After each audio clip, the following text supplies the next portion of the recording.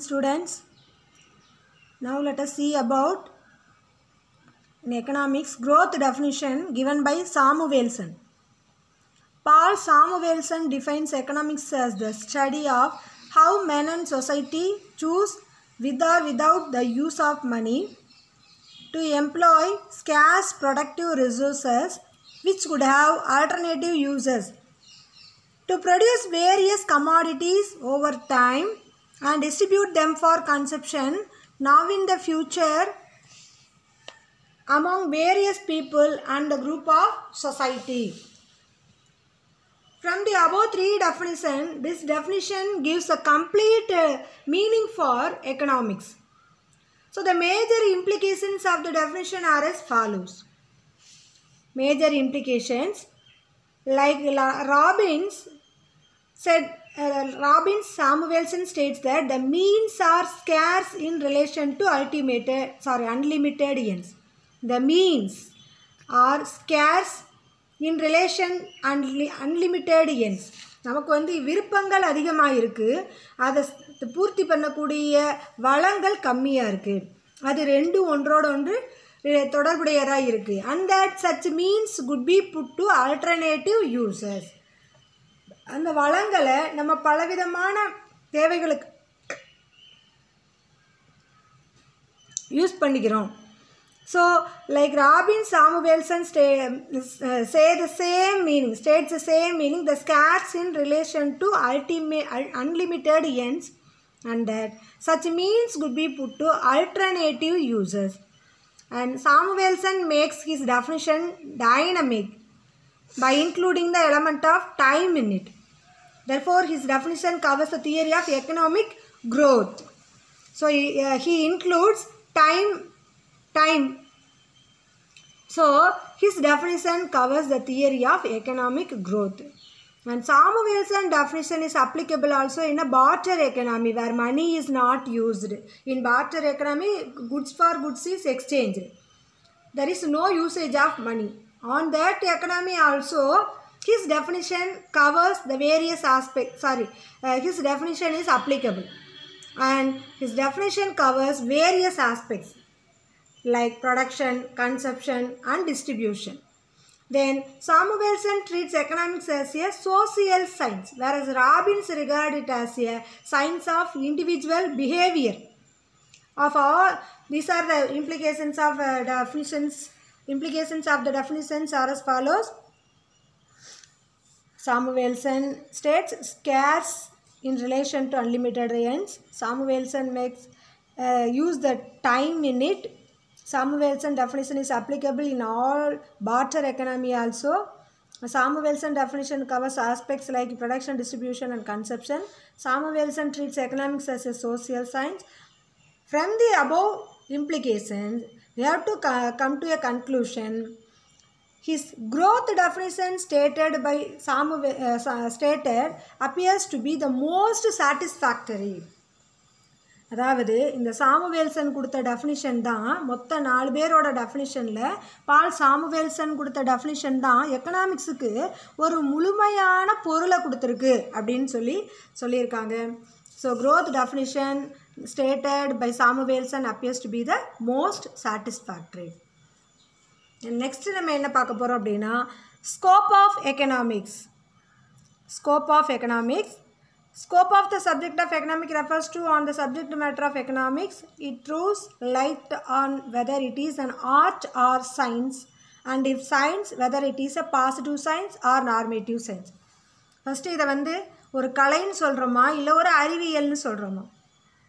இப்போ சயின்ஸ் அப்படின்னு சொன்னோம்னா இது வந்து பாசிட்டிவ் சயின்ஸா நார்மேட்டிவ் சயின்ஸா அப்படின்னு நம்ம பார்க்கணும்.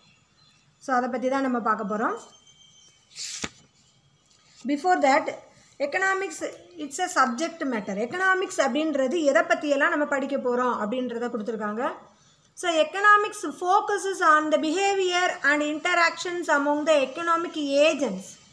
எக்கனாமிக்ஸ் வந்து எதை ஃபோக்கஸ் பண்ணுது அப்படின்னு பார்த்தோம்னா behaviour and interactions among the economic agents, individuals and groups belonging to an economic system. In our economic system, individuals and groups are there. So, what is the interactions between the individuals and the groups? We have to study about that. It deals with the activities. It deals with the activities such as consumption, production of goods and services, and the distribution of income among the factors of production, and exchange of goods, by through which auxiliaries the goods are exchanged from the producer to the consumer. These activities are rational for human beings in the ordinary business of life under existing social, legal, and institutional arrangement are included in the science of economics.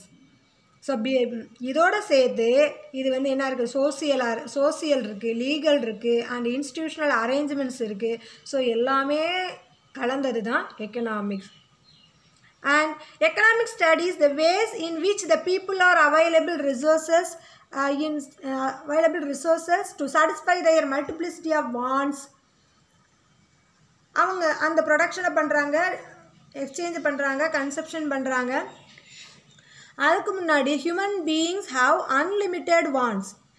Unlimited வாண்ட்ஸை satisfy பண்ணக்கூடிய resources limited. So நம்ம அங்கே ஒரு scarcity அப்படின்ற ப்ராப்ளத்தை பற்றி நம்ம படிக்க போகிறோம். ஸோ ப்ரொடக்ஷன், கன்சப்ஷன், டிஸ்ட்ரிபியூஷன், எக்ஸ்சேஞ்சை படிக்கிறோம். அதோடு சேர்த்து சோசியல், லீகல், இன்ஸ்டிடியூஷனல் அரேஞ்ச்மெண்ட்ஸை பற்றி பார்க்குறோம். அண்ட் நெக்ஸ்ட்டு ஸ்கேர்சிட்டி அப்படின்ற ப்ராப்ளத்தை பற்றி படிக்கிறோம். So scarcity is the problem indicating the gap between what people want and what they are able to get. அவங்களுக்கு என்ன தேவை, அவங்க எதை வந்து அடைய முடியும். The scarcity can be eliminated either by limiting human wants or by increasing the supply of goods that satisfy the human wants. அப்போ அவங்கள என்னென்ன தேவையோ அதை எல்லாத்தையுமே அவங்க வந்து சாட்டிஸ்ஃபை பண்ணணும் அப்படின்னா குட்ஸ் அண்ட் சர்வீசஸை ப்ரொடியூஸ் பண்ணணும். இது ரெண்டும் எப்படி வந்து சாத்தியமாகும்? ஒன்று வாண்ட்ஸை லிமிட் பண்ணணும், இல்லை அப்படின்னா குட்ஸ் அண்ட் சர்வீசஸ் ப்ரொடக்ஷனை இன்க்ரீஸ் பண்ணணும். So the method of getting more is resorted to rather than the method of wanting less.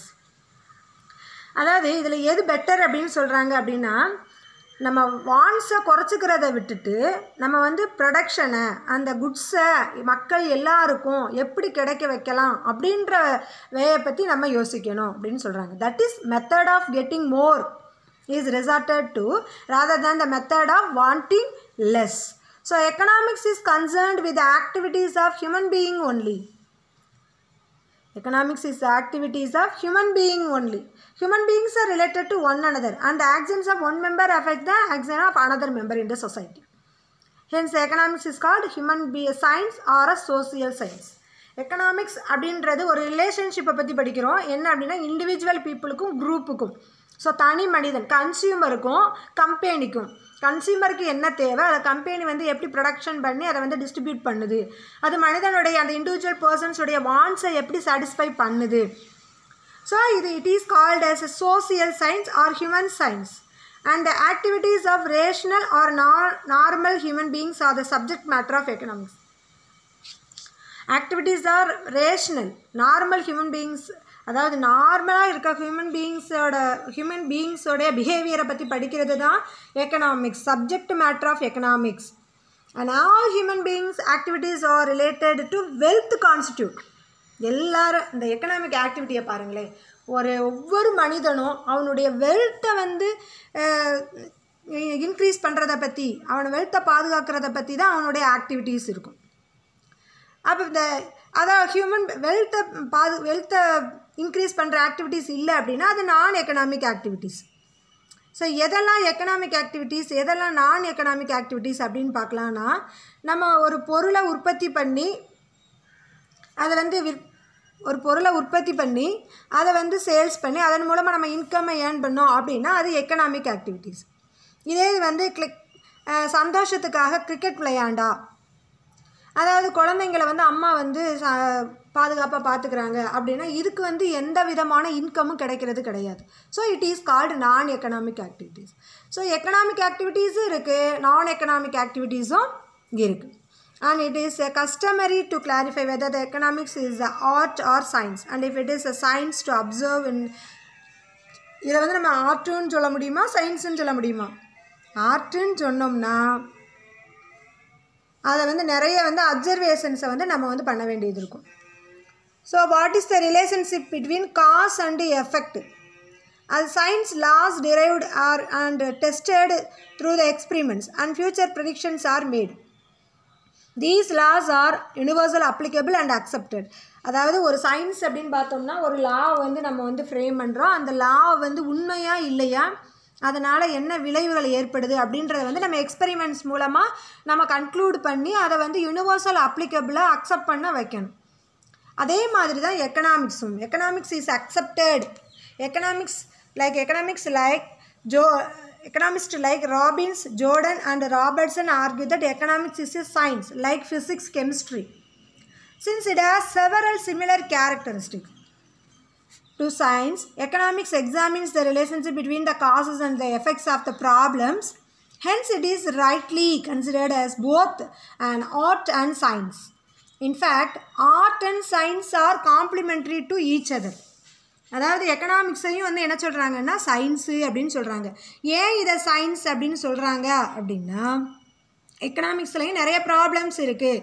For example, நாட்டில் வந்து பெர் கேபிட்டா இன்கம் குறையுது, இல்லை எக்கனாமிக் டெவலப்மெண்ட் வந்து குறையுது, growth rate குறையுது, ஜிடிபி குறையுது, கூடுது. So what is the reason for these causes? Causes and effects are examined by make observations. So it is called as a science.